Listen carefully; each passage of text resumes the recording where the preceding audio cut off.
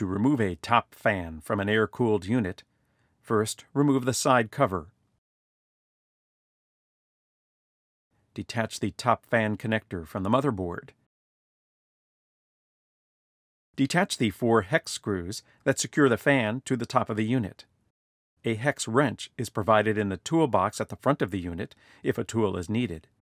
To access the tool, partially or fully remove the Voodoo cover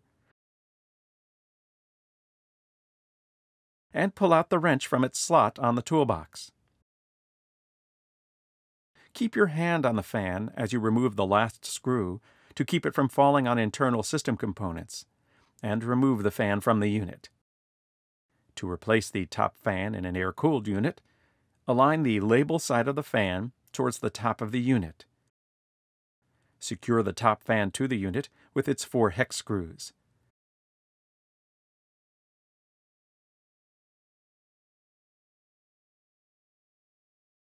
Replace the top fan connector to the motherboard. If the included wrench tool was used for the hex screws, replace the wrench into its slot in the toolbox. Replace the Voodoo cover over the toolbox.